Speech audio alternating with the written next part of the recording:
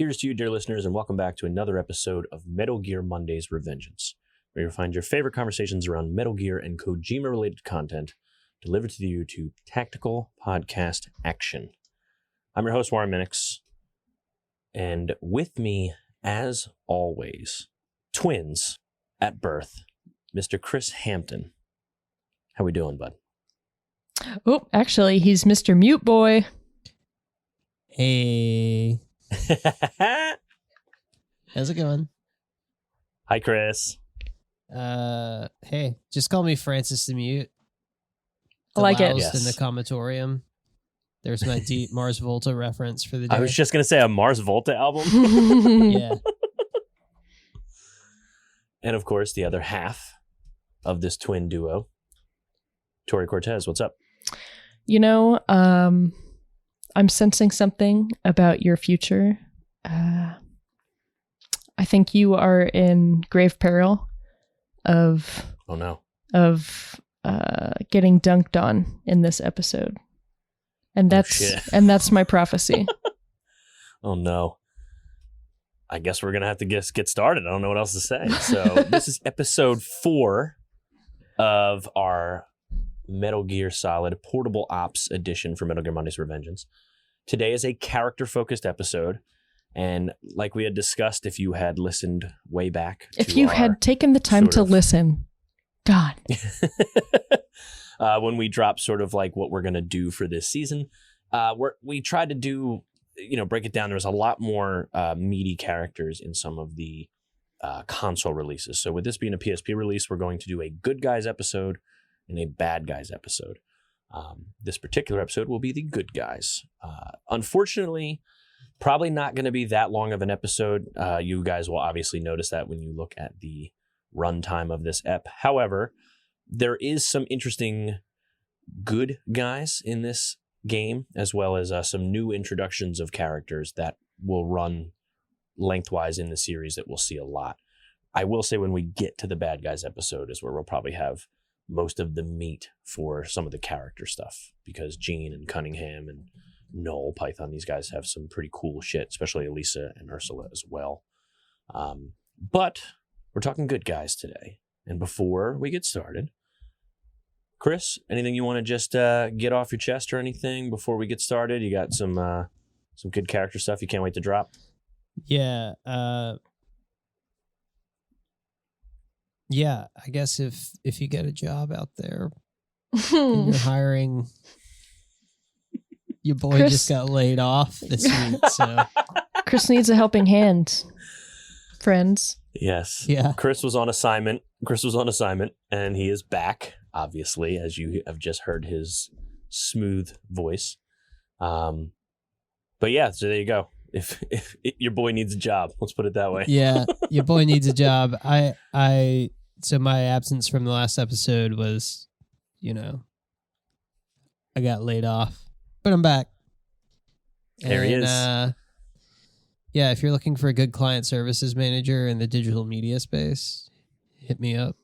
Otherwise, I got some analysis on these fine characters. These very, very fine characters indeed. Indeed. I like it. Tori, anything you want to add before I sort of shill some Patreon? Oh, I don't think so. Yeah, usually yeah, I was hanging on until the end to see if you were going to mention Patreon, because that's what I was going to jump all over. But yeah, sure. No, I don't think. Oh yeah, we're gonna show, baby. Oh yeah, that's what we do. Going to town. So yeah, guys. So Patreon.com/Metal Gear Mondays. What I will say is obviously, I think you guys have noticed by now, but we are incredibly appreciative and thankful of our patrons. And we are continuing to find new ways to sort of thank you guys and engage more and do things like that. And a big part of that, which we started with the Revengeance, is we do a random patron plug at the beginning of every mainline episode. So Tori, I know you got your whole system back there. Who is our patron for this particular episode? Hold on. Let me pull down this lever and wind up this little and click these beep beep beep boop, boop, beep, beep, beep. Yeah, okay. It's it's giving me a loading error. Is it printing a dot matrix form for you? Yeah, this is so crazy. This has never done this before. Oh, oh, nope, there's the email option. Okay, let me just make sure you have your security settings properly set too if they're going to send you. Oh God, you know what? Would be third party. I have multi-factor authentication set up. Hold on, guys. It's just gonna be another minute. Okay, and I'm in. All right. I'm starting to believe her. Okay, the patron of the week, after a long-awaited bumbling around by yours truly, is none other than Greg Purcell. Greg! What's up, Greg? Hey, Greg Purcell. Thanks for your money, Greg. If you are in the Discord regularly, you got to sound off because I'm not sure if we have had any Discord thus far. Yeah, I feel like I don't think I've talked to a Greg. Like someone that told me their name was Greg. Yeah. I think correctly. If you're not in the Discord, I highly recommend you hop in there. If you are, say what up. And either that or tell me we've had many conversations together and make me feel like an ass. Whichever. Yeah. Whichever you feel I like. told you my name was Greg like 8 times. That would suck. Greg has been with us since June of last year, and we do appreciate you sticking with us through some rough times. Let's be honest. Last year was something that we don't need to revisit for much longer. So thank you, Greg, for being here with us still. Yeah. Thanks, Greg. You're the man.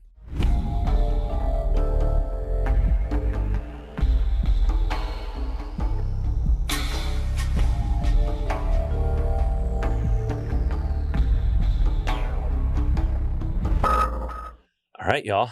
So I tried to be fair when it came to who we could talk about when it comes to the good guys. And I figured we could play the hits early and then maybe introduce sort of the newbies later. So we don't have to go into it too wild because we did sort of mention this in the Metal Gear Solid 3 character focus episodes we did. So we can start with Naked Snake, which is the protagonist, our main character, Big Boss. And like I said, it's tough to say because Naked Snake's the one you want to say the most about, but you also may have nothing to say because the story is the game is his story. Sure. I think the main thing that we sort of could bring up with this that we could talk about is that between Metal Gear Solid 3 and Metal Gear Solid Portable Ops, there's, a pretty hefty gap there. It's 6 years, but we only really learned that as soon as Metal Gear Solid 3 ended, Snake walked away from Fox. He was labeled Big Boss, but he essentially said, I'm done. And obviously justified with everything that went on. He certainly didn't agree with everything that happened to him. He was very concerned, everything that happened with the boss. Not that he felt betrayed, but it was just like, what the fuck was I doing? That he basically walked away from Fox and sort of did his own thing there. I would, if I could, just for a second, I would argue that he probably does feel betrayed, and not only by the agency that sent him out there, but even by someone whose motivations for her actions are not entirely known at this point. Sure. It's a good point. And I do like that as this game goes on, which we didn't have much story. So we had a lot of stuff go on early in the game, and the last couple episodes that you're going to hear that are sort of boss heavy or gameplay heavy. There wasn't much plot with the story. There's a lot of character introductions, things like that. The one big thing that we do know is that Big Boss is essentially charged with treason because of everything that's going on in San Geronimo, because they are Fox unit or an adjacent of Fox unit, previous Fox unit, things like that. That he is charged with treason by the Department of Defense.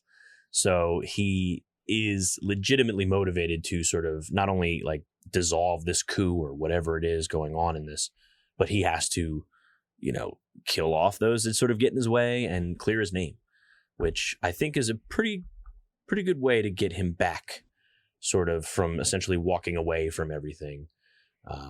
And I do think it does help because Chris is sort of, I'll say famously, at least on this podcast, the sort of the question of what the fuck is the will of the boss? And I do think that part of his story as he progresses is he does slowly sort of work his way towards what he truly feels is the quote unquote will of the boss. So I do like that. And again, we can talk about it a little bit. I feel bad because some of these character focused stuff, you want to talk about the game. And I don't want to necessarily spoil it if people are playing, but you can always like hop back and forth. You don't have to listen to the character episodes in order, I guess, as far as like the episode drops. But yeah, so Chris, you agree with me on my thoughts with that when it comes to the quote unquote will of the boss? Because that's the vibe I get from this. Yeah, I think so. This is sort of assessing out of that, right? Mm-hmm. Yeah, I mean, so this is like, I think the whole San Geronimo incident is a first test of what Naked Snake has taken away from Metal Gear Solid 3. You know, he's just had this like really traumatic thing happen to him vis-a-vis his like mentor in a way. And it's given him a lot to think about. We left Snake off and he was like giving the bird to LBJ and walking out of the White House and going and doing the old 2-finger salute at the grave. Right. But now when we find him again, he's in this jail cell in a place we've never heard. And I don't know. It seems like he's kind of hit rock bottom. This is like the episode where like the main character hits rock bottom, you know? Mm-hmm. Yeah. And I think so. Interesting fact, something to kind of bring over from the gameplay episode that we just recorded is that if you defeat the bosses in a non-lethal way, you end up recruiting them, right? Mm-hmm. So this is a way of like boss, like to his fellow soldier now over the course of this game is learning to reach out to them and like bring them up. And I think that's how he's acting on the will of the boss from his perspective. Ooh, yeah, I like that. I like that too. And you That's know a what pretty good else move. I loved in terms of this topic right here is that at the beginning of this game, Sigint has to lay it out to him. Aren't you the expert in on-site procurement? Why can you not procure yourself some more soldiers? Duh. Like it's just that easy to find a soldier and be like, okay, let's go with me. Yeah, well, especially like I said, he's choosing to sort of like forget that he's earned what he does have, whether he feels it maybe through, you know, false means in a sense, but like he truly did defeat the boss. Mm-hmm. He truly is a Russian hero in a sense that they adore him for getting rid of Volgin and all of that. Like that whole history is there. So he has to, like, it is one of those things. It's almost like Chris kind of said rock bottom in a sense, but it is like that build up piece. Like, dude, you're fucking big boss. Mm-hmm. Like, do you understand like who you are? And I do think like that intro is really cool. And again, it's part of why I like that intro and I used it in the teaser was I like when you can tell he's sort of stammering in a sense, or he's like when he talks about Cunningham and he's like, is this an official Fox mission?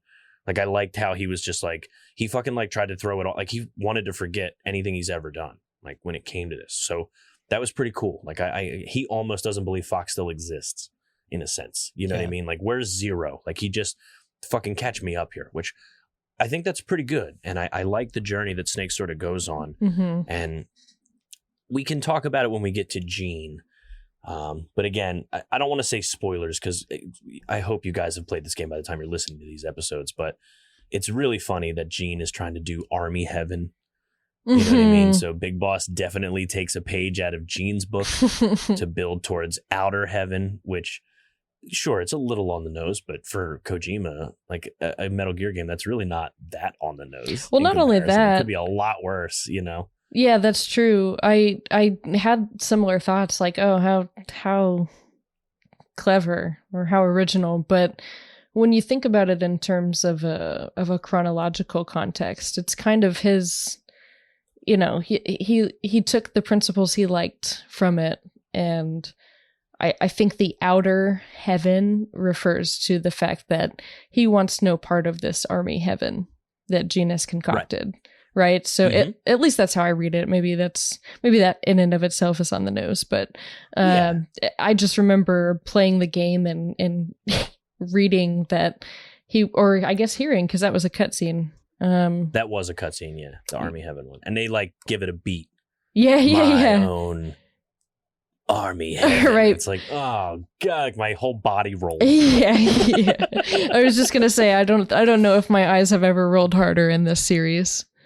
Sure, at least for our stuff, for our chronological this far. No, it's certainly my biggest hit. But again, I agree with it. Like, I like the concept of, okay, we need a place for, like, obviously everybody has a mission, and this was like the perfect, like, these are people that are forgotten. It's a base that quote unquote doesn't exist anymore. Like, it's left for dead, and there are people that have fucking lives that can't leave because they think they're on assignment that doesn't exist anymore. So they're the perfect recruits for someone to do something with or give them purpose or a life. So I get it. The motivations are there. Now Gene uses it to fucking, get back at people that wronged him and all this other shit, because Gene's story gets a little twisty-turny towards the end there. But again, his concept is like, these people are people. They just also are really good with, standing for whatever they're paid to stand for.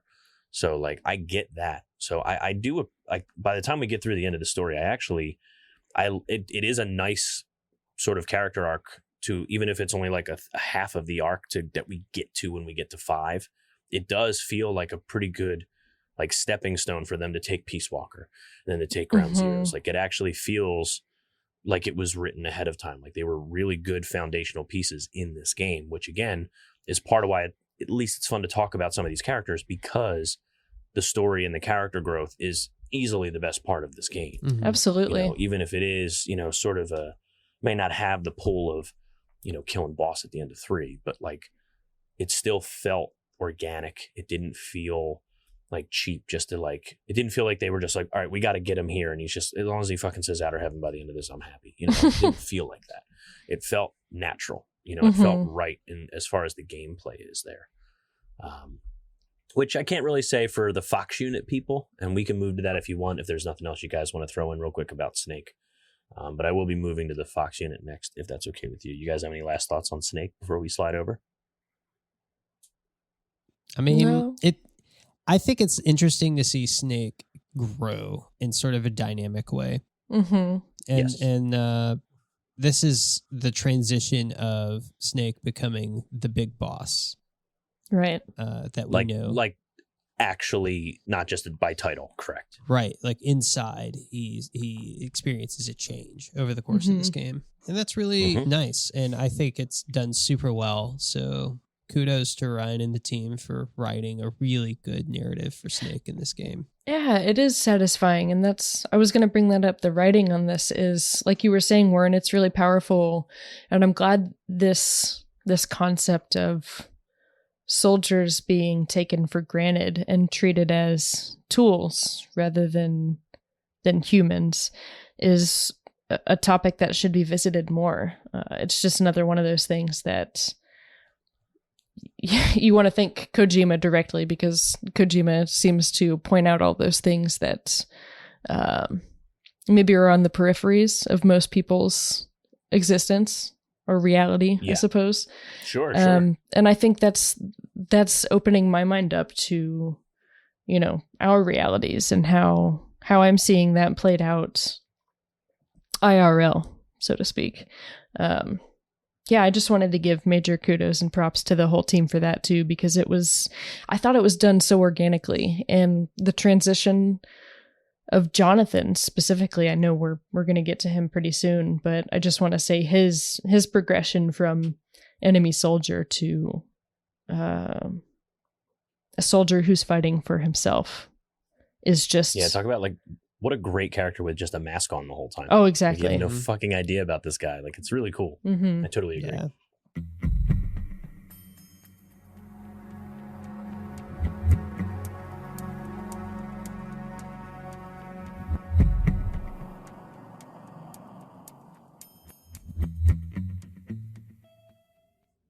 All right. Well, let's slide to the Fox unit. And I think what I'm going to do, just because as far as meat on the bones here, why don't let's do like paramedic and SIGINT first, just because I don't know if they actually like, they're not meant to grow. They're sort of just to like establish that Fox also does good shit still. Mm-hmm. So they're basically saying like, hey, there's the Fox guys you've met, because you meet Cunningham right away.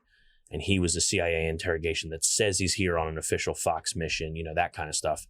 But we're still learning that, like, whoa. Like, paramedic's still paramedic, at least the one that, made us feel comfortable and would take care of us in Metal Gear Solid 3. And SIGINT's still the guy that's going to take care of you, right? Like, he's going to let you know about on-site procurement. He's going to be able to help you with other things if you need it. If you need to call him. I got to say, there isn't as much, we got into a lot of Easter eggy stuff with them. There's not a lot of dialogue that's like super compelling with them, which is fine. Like this game doesn't need that for it to be good or bad. I would just say that I appreciated their sort of involvement to, again, lend a helping hand to Snake. When it comes to SIGINT, though, they now start to drop ARPA, which we talked about with SIGINT, for DARPA to become a thing. This is where we sort of get the first, at least chronologically, we hear about ARPA when it comes to SIGINT. He is actually part of it at that point by 1970. So we actually hear about that, which is pretty interesting. I would say outside of paramedic being part of ARPA as well, if I'm not mistaken, like because she's in ties with SIGINT. I think that's all I got, though. I don't know. Is there anything else you guys want to add to it? We didn't get like any fun cutscenes with them. We don't get any like real personality. It's just all text. So all I hear is their voices from 3 when I read it, if that makes sense to you guys. Mm-hmm. Yeah. So what do you got, Tori? What do you think? Am I off the wrong move here? Well, I can't rightly say. I guess I would have to start with a question. Did you guys call them after making initial contact? A couple times just to see, and it just felt like, we're here to tell you the mission, bro. Did you do the mission yet? Yeah. You want me to tell you the parameters of that mission? Like it didn't really feel like there was, and I could be wrong, but in my research, I tried to like find extra stuff outside of literally explaining parts of the game to you, which is very helpful. But as far as character stuff, no, I didn't really get much. And again, it's all reading too, no voice. Right. Well, that's good to know, because I never once considered calling them beyond the mission of finding, I guess, reaching them through the comm space early on. Right. Yeah. There's really not much. Yeah. There's really not much in the way of conversations that you have with them. It's almost more of like a cameo, is how it feels. Right. Like these characters are included as a reference for continuity, but the real meat of the story doesn't involve them. Right. Right. Yeah. Yeah. I think what you have to talk to paramedic when it comes to initial contact and the malaria, quote unquote, malaria sort of meds. And then I think when you use the C4 or something like that, I think you have to talk to SIGINT. Mm-hmm. And when it comes to recruiting soldiers, I think he as Tori put it, that whole, aren't you like the guy that procures shit like every game? Like make soldiers are procurement too, dude. Get your shit together. Like what the fuck are we talking about? Snake, here? Try to remember the principles of on-site procurement. Yep. Snatch us some boys, Snake. I did want to drop a little Eva, even though she is only in a flashback from this game. If my notes remind me correctly. They basically sort of drop a thing when Cunningham questions him about Snake Eater. You get like a little like, whew, Eva's there. We know a little bit. We did sort of talk about like past Metal Gear Solid 3 when we did the character focused episode on her. She had way more to talk about. Obviously, in Metal Gear Solid 3, she's not a character in this game. They're simply that, we know she exists and we know that she has story ramifications later. When it comes to, you can, I believe, you can find a graphic novel of her and you can get a recruitment debriefing about her, and you get 2 images of her as a magazine item, like their magazine pages. And I believe you can actually procure her as like a hidden character in the game. Ooh. Like there's a lot of hidden stuff, which maybe when we do like the wrap up, maybe we'll talk about that some of that stuff, because there is a lot of that, which is sort of rewarding in its own way, but it is a little tough. Like when it's done and I'm taking the notes and I want to move on, like I'm getting that itch to like, stay ahead of it or like be refreshed. I didn't want to go like through a third or fourth time. Some of these I have to do certain things. Like you can get paramedic on your team. I think you have to know like a certain like codec code to call or a certain radio signal to call or a password to put in. And it literally just says, okay, cool. And then paramedics in your party. And you can grab her pretty early in the game too. I learned it a little late, to have it benefit me during my gameplays. But as far as Eva, I mean, hopefully I surprised you guys with a little, she could be a character in the game, but well, how about Eva, guys? You guys got anything about her? It's totally fine if you don't. I do have a very small something. It's kind of a segue into Roy, though. Christy, did you have anything? No, I don't really have anything to say about Eva. Glad she's here. Sort of. Yeah. There are hints of her, and one of them comes from Roy Campbell, who just like relentlessly, without even knowing it, is emasculating Snake by asking him questions about his love life.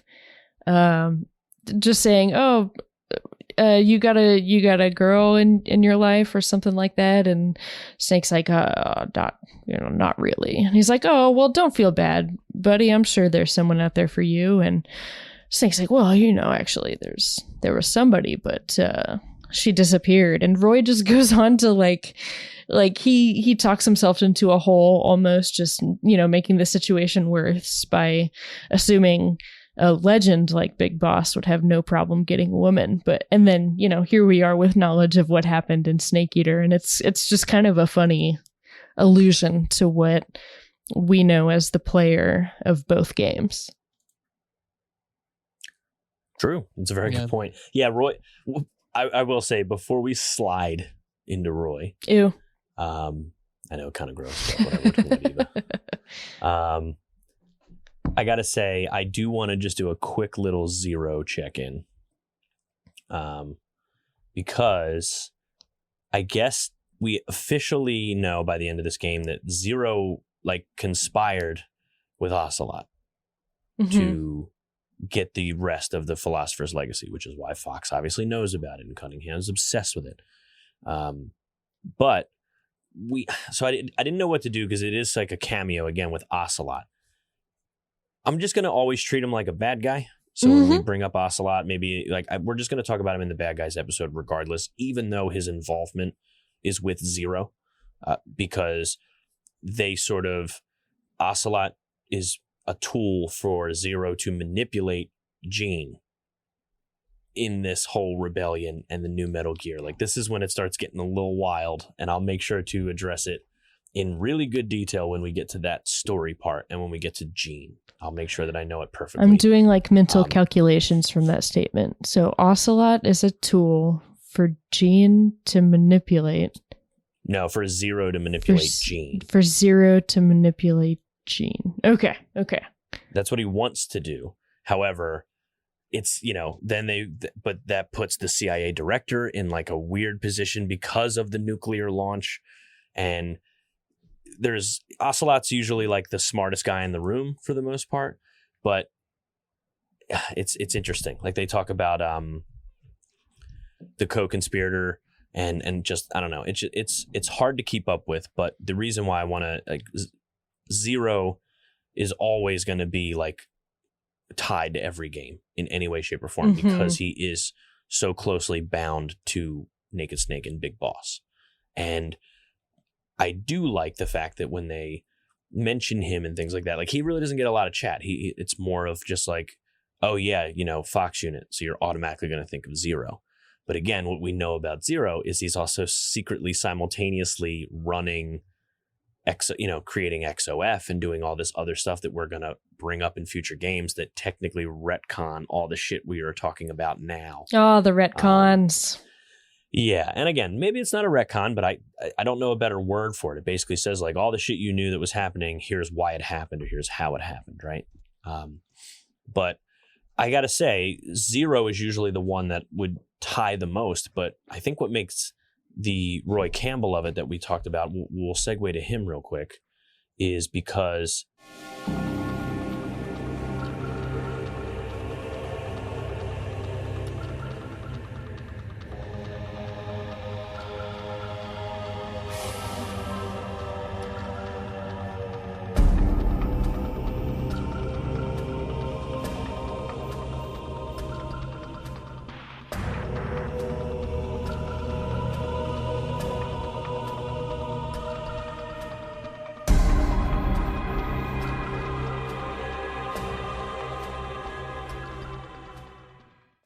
Campbell, I don't really like talk about Campbell that much in my video game history with Big Boss. Campbell to me is like the go-to for Solid Snake, not Naked Snake. Now, Roy Campbell, which we can get into now, he is like the unsung hero of this game. I like to pick on him a lot, but I think his voice acting is done really, really well. Hell yeah. And I really appreciate the story bits about him. And again, we were talking about like his banter. It feels natural. I like that he sort of calls himself out. He was almost going to break out and they switched to Cell, like a lot of that stuff early.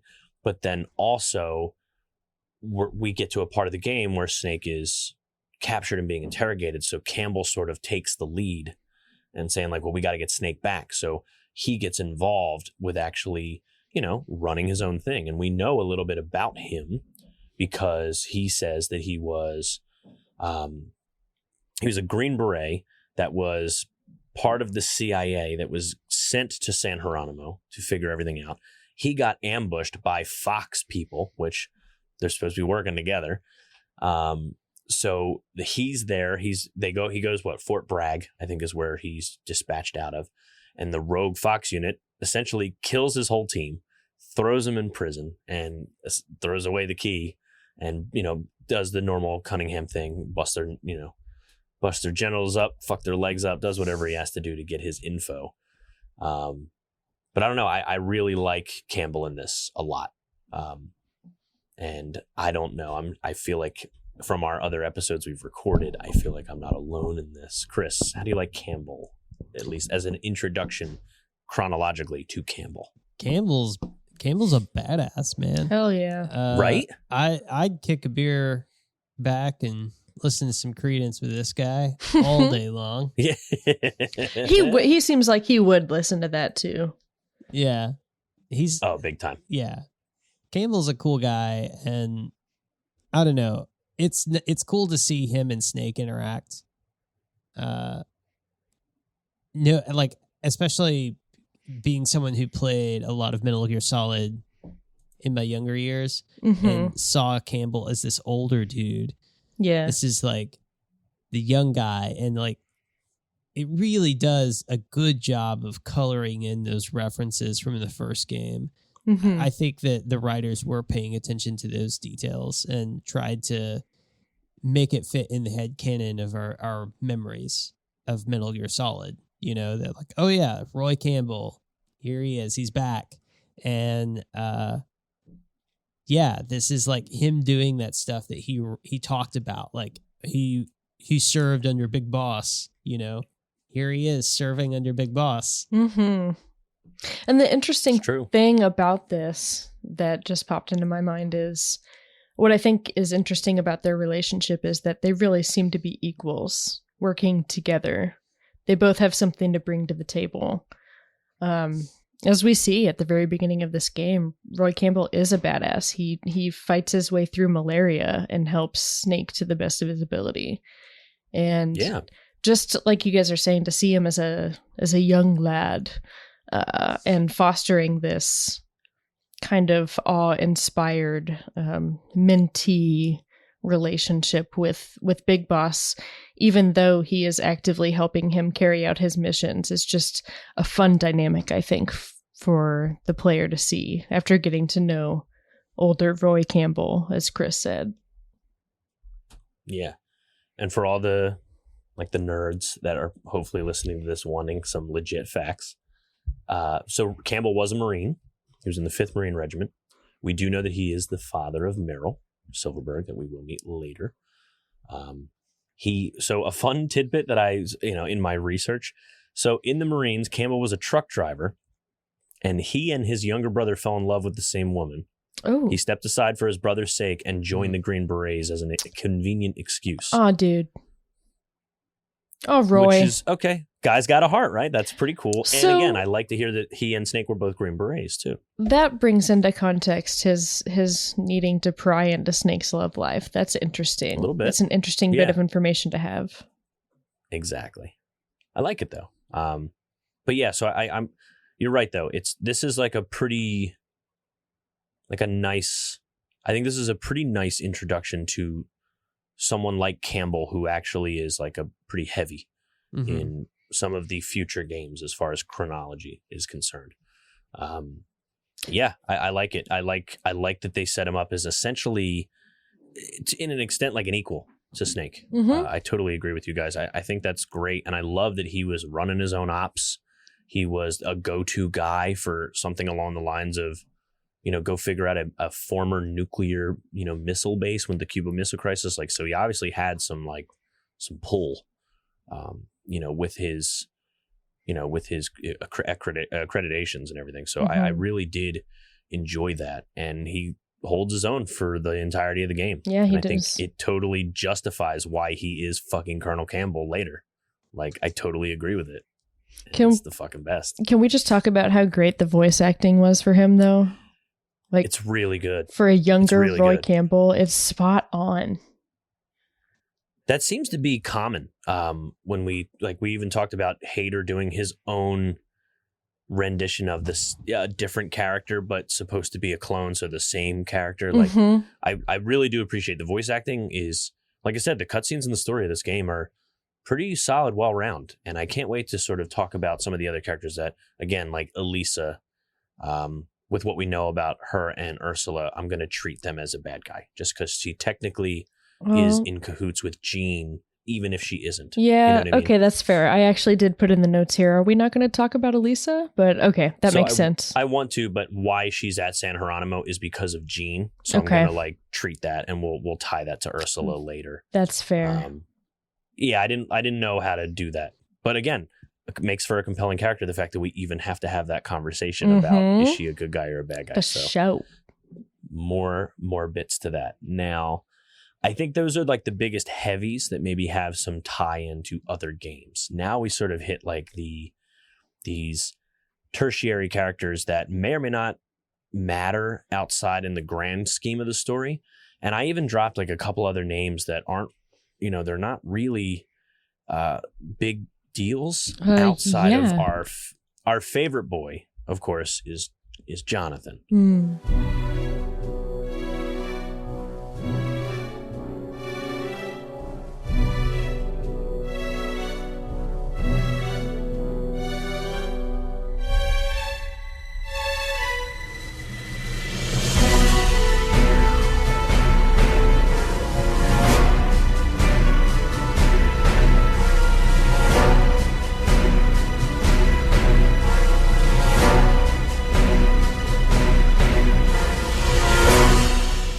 He would definitely be the most like character rich when it comes to other people that sort of only affect the story of this game, from a good guy standpoint, let's say.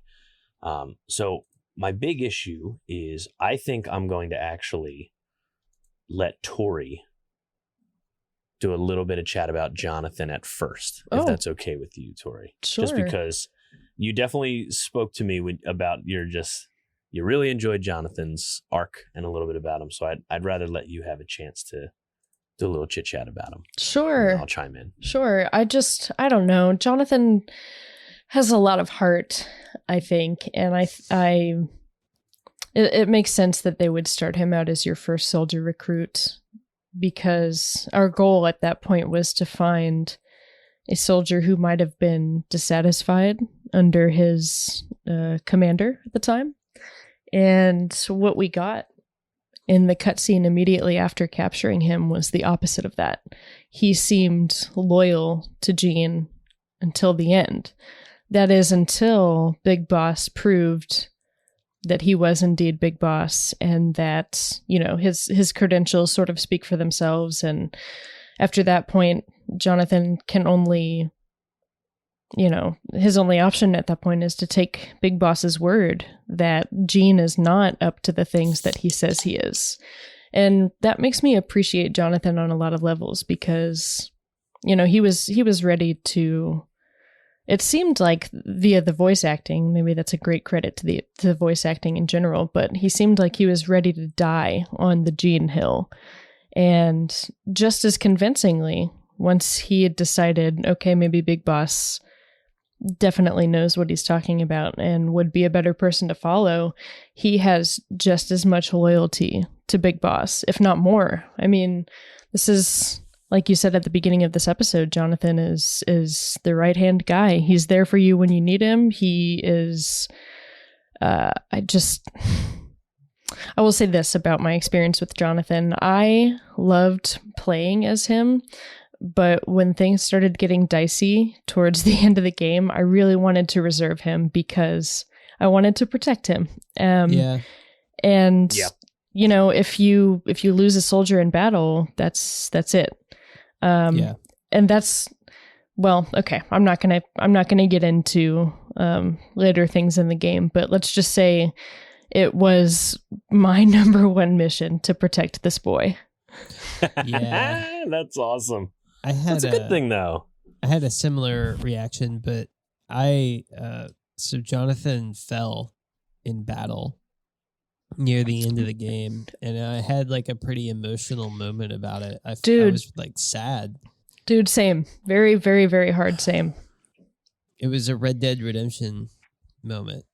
Oh, if you sure. played Red Dead Redemption 2, the horse thing. Oh, spoilers. Oh, it's always the horse thing, isn't it?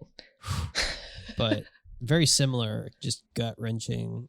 I don't know. I felt like I lost a friend.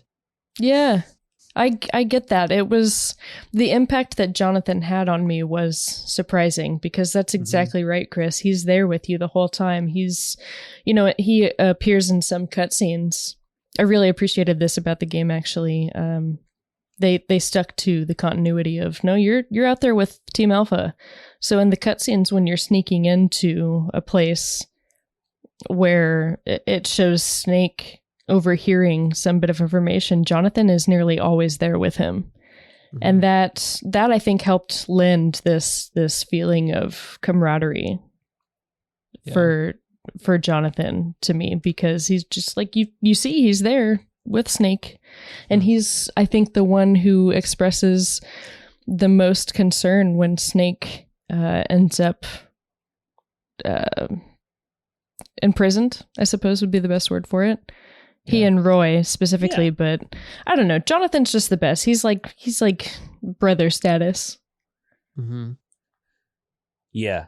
I did like as well. He was sort of the like exposition machine at that point when we were trying to figure out why they were there, like why he does agree with Gene to an extent, because Gene has a means of being very convincing.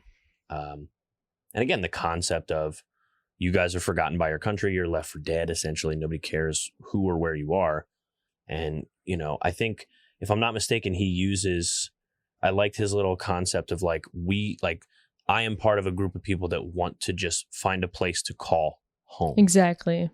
Which was pretty cool. And I was like, damn, who the fuck is Jonathan? You know what I mean? Like, when I'm just like, this guy's got like some real fucking, like, some real meaty shit. Like, he's really going to make some choices. And he does. He's absolutely important. And yeah, like, just to hit home, I got the feeling, I remember telling myself, so when you hear him sort of say, like, he's your first recruit, right? Like, he's your Tamagotchi, you get your first, like, your first little baby, and you actually are like, yo, this guy's pretty dope. You do start to care about Jonathan. Jonathan's always there for you. You play as him to rescue fucking Snake. Like, that's the whole point of it. For him to, and then I remember telling myself out loud, like, one of the first times I played this, I'm like, how come we don't hear about Jonathan and some of the other... fuck. Like, I kind of knew. I was like, oh, when's it gonna happen, right? And when the choice they make, like, I guess it's at the assembly plant, I think is what it is. And it's pretty cool, man, that, you know, the reason why we even get Solid Snake technically. The reason why we get, ground zeros and all this stuff is because of fucking Jonathan. Ugh. Because Snake would have died if Jonathan wasn't there for him. Oh, man. And it's pretty cool. It's one thing to say, like, he's, protecting a friend, a fellow soldier, a commander, a executive officer, whatever you want to call it. But it's another to be like, fuck, man, like, this game made a choice that, like, this guy that you don't know shit about outside of what he tells you. It could all be a fucking lie. We don't know. I mean, I trust him. But Big Boss wouldn't even be in future games if Jonathan weren't there. And I was like, that's all right. Pretty cool. Pretty good idea, game. That's like, big. I'm with you. And then when I realized I was ready to, like, kind of say, like, this fucking guy, but then I'm like, literally the only person I cared about as much as Campbell and Snake was fucking Jonathan. Yeah. So it's like the game kind of won. Like, it did it anyway. So I was like, good on you. Well, good and on you, Portable Ops. I think there's good reason for that. And we touched on this earlier. Snake is looking for, at this point, I believe, Snake is looking for any way possible to carry out what he thinks is the will of the boss. And here comes Jonathan with a backstory that is very similar to Snake's own.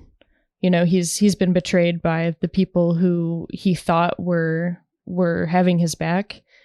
I think Jonathan in some ways is just as pivotal as the boss, because like you said, Warren, without him, physically saving his life, yes, there would be no Big Boss to carry out further actions in the series. But without the idea of Jonathan, who knows how far into this mission in Portable Ops Snake would have made it without a person like Jonathan.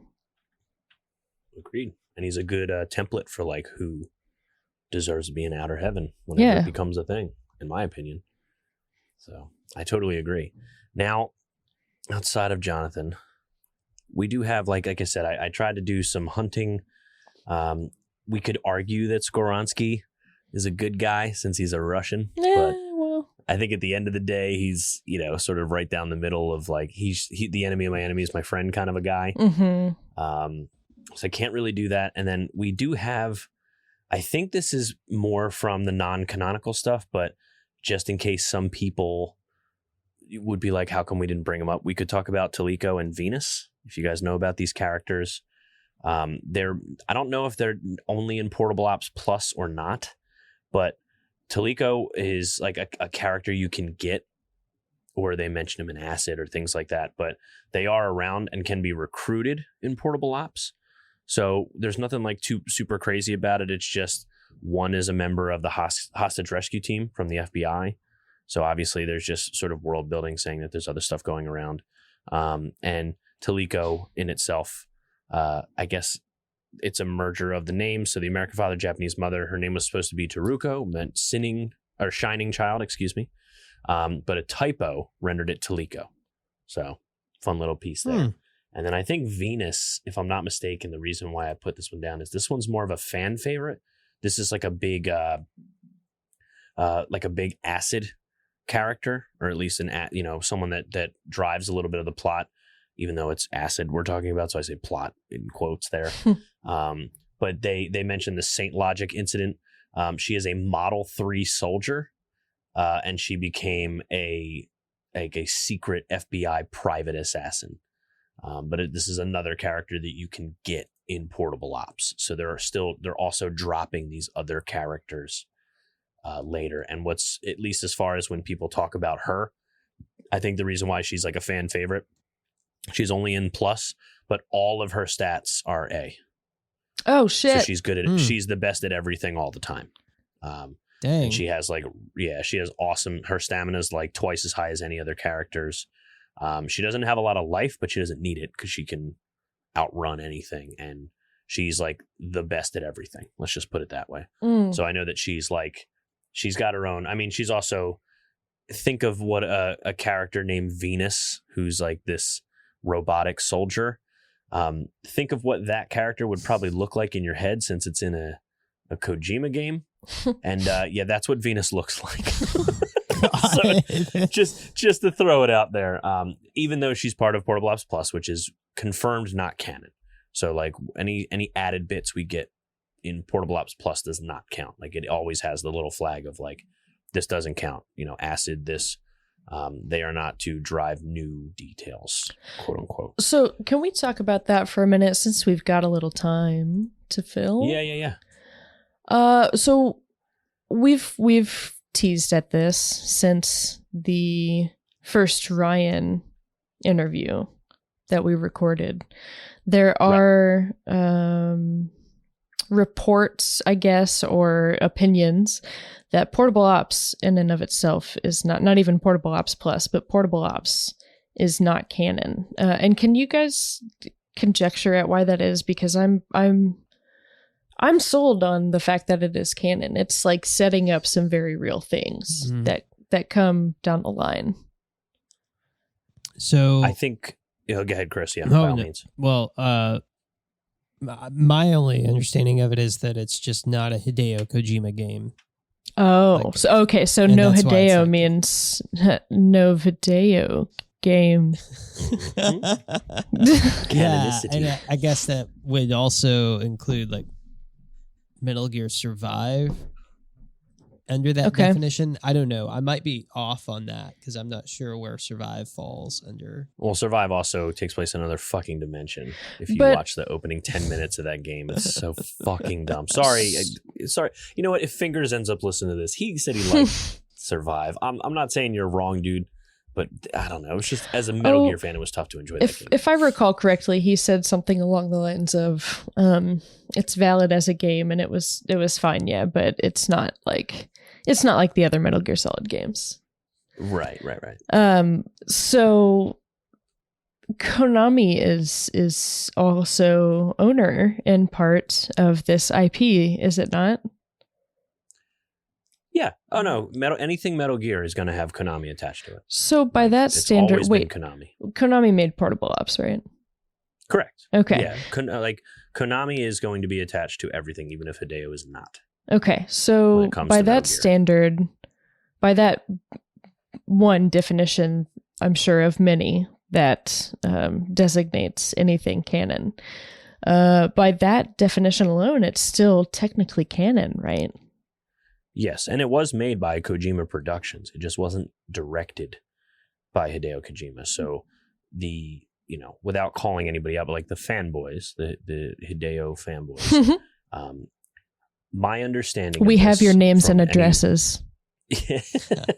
What I will say is that Kojima has sort of said like, hey, I didn't make this game. So if I make a decision in a future game, and it doesn't follow canon of this game, it's not. I'm not going to let what they did in this mess with my vision of what I wanted to do in future games. However, this game's story is pretty good. Mm-hmm. Like I didn't make it, so I can't speak to its canonicity, but I like what they did in that game when it comes to story. Mm-hmm. Is my understanding about how Kojima discussed it. So if someone were to look at something that happened in Metal Gear Solid 5, a game that came out after this, and say, but that doesn't work with what they said in Portable Ops, Hideo will be like, well, then that game's not canon. Like that was how he talked about it, which is why it always has an asterisk. And we might, now that we're actually sort of tackling these, and I get the feeling, I guess, I know I've mentioned this a couple times, I'm really worried about how long our season's going to be on Metal Gear Solid 5.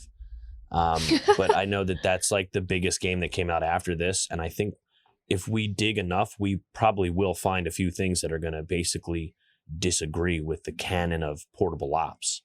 And we're told by the creator, like, then ignore it.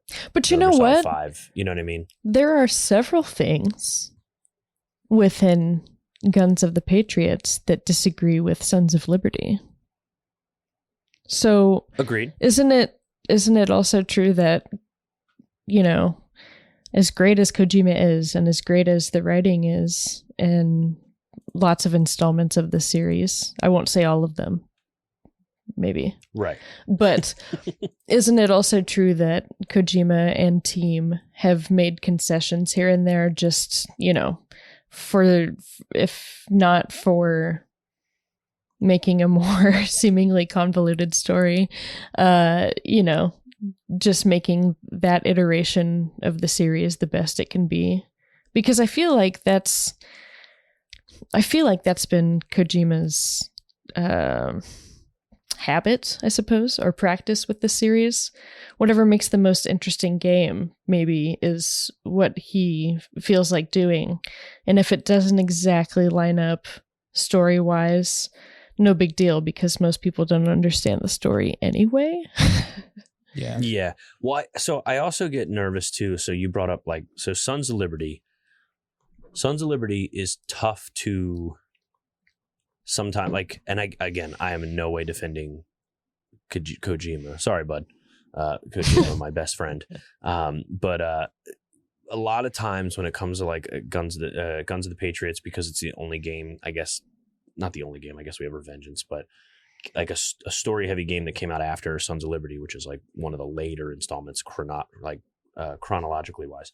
I always feel like a lot of times a lot of people write that off because the whole point of Metal Gear Solid 2 is like how much of it was real, how much of it was in Raiden's, the whole meme of it, the whole like you're actually just a gamer, you're just you're taking virtual missions and all this stuff. So sometimes I feel like people may hear a thing that happened in that game and be like, yeah, well, do you have a reliable narrator? Because it's fucking Raiden we're talking about here. Right. Well, that's the thing, though. That's like a fucking brain fuck in that game. That's where the whole misdirection lies, right? Because by the end of the game, you're convinced that it was a simulation, and Raiden is questioning reality because that's essentially what they're telling you has happened.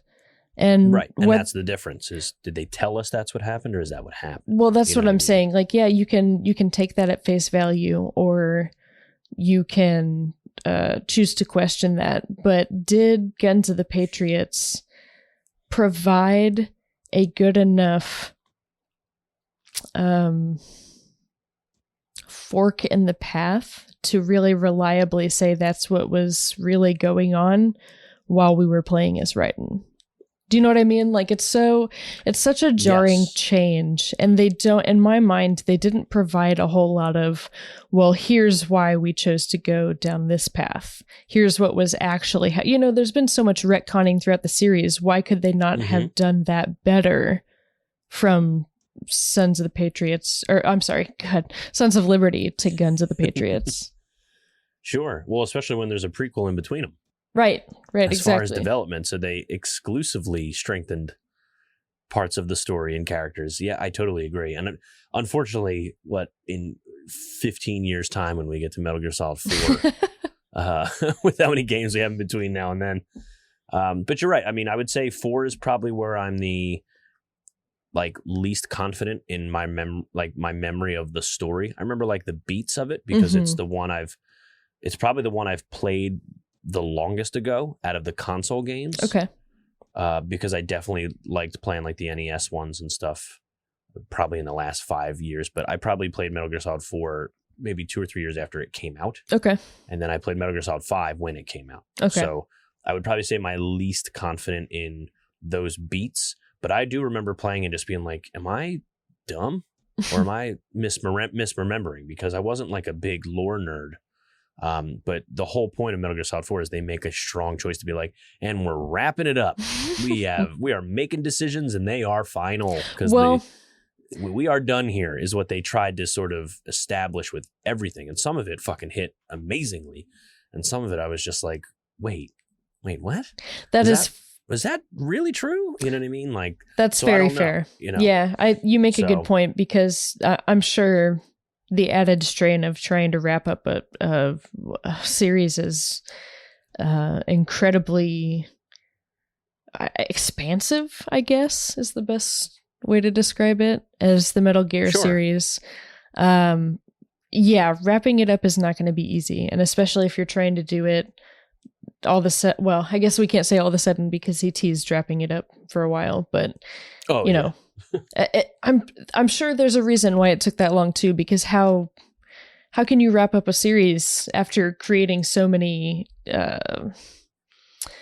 new lines on a spider web and not closing those up? You know what I mean? I think there was never going to be a way to satisfy every player. Agreed. Or maybe any player. I don't know. Yeah. Well, I mean, there is, 4 is a very divisive game, I would say, overall. I mean, some people love it.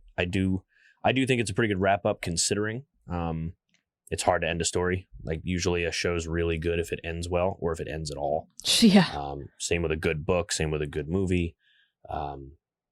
It's interesting. And I think so. You bringing that up, while I agree with your thought process, how you got there, the difference is the same man directed and made those games, which is why Portable Ops has that little asterisk next to it to be like, well, this can't inform any characters moving forward. It can, but if it doesn't, then it can't. And you just sort of let that happen. But I will say, over the years, the general fandom of Metal Gear are with you. Hey, this game's canon. Like, this game's pretty solid. Yeah, maybe we misremembered a plot point because that's not what that guy said in Metal Gear Solid 5. Or that building in Ground Zeroes doesn't look like it's supposed to. It's in the wrong country. Stuff like that. The main reason why it still really gets that is because of the Portable Ops plus of it. Yeah. Plus is straight up not canon. Like, and the problem is there's not enough changes to Portable Ops plus to be like, why wouldn't you just call that canon, since no one's going to care about some of the characters you meet or something that ties to the other game you were making, Metal Gear Acid and Acid 2. I think that's the big difference. But I would say you're not in the minority by thinking, hey, I played through this game. Feels pretty canon to me. That was the intent. And it sort of got the seal of approval from Kojima. He just also added the Kojima part of it of just like, but that's not going to mean that I can not change what I want in my future games. You won't hold me down. Mean? Yeah, exactly. So I think that's the big piece. And I'm so happy that Chris was also allowed to give us his thoughts on that beautiful conversation we just having, Tori. I was just like, holy shit, we didn't really get Chris's like take on this. I mean, I'm sorry. Chime in before. I'm sorry. I've just been arriving at conclusions as I let them stumble out of my mouth. So please, Chris. No, I am having a blast listening to y'all. Yeah. So, I mean, I don't know. Where should I start? Yeah, I guess like some of the side characters in this game do feel a little strange in their nichiness, Sure. I'm sure we'll talk more, especially when we get into villains, because I feel like that illustrates my point a lot better. But that's certainly how I felt about Venus. Like, her name is Venus and she's a female soldier. Like, okay, all right, come on, yeah, get it. Yeah, it might as well have been Vixen. Yeah, yeah. I mean, Taliko barely stands out to me at all, really. To be honest with you. Yeah, I put him in there just in case. Someone might be like, "What about them? They're in the game." Yeah, I mean, honestly, it's strange to me how like some of the side characters though do not stand out as strong as like Jonathan does, because he is a character that I'm pretty attached to by the point in the game I lose him. But yeah, I don't know. I really don't have many thoughts on the side characters. I think there's a lot of them. Especially if you include like the recruitable soldiers and things like that. Yeah, Killfish and Giraffe and Camel and Frog. All those guys. Barking Octopus.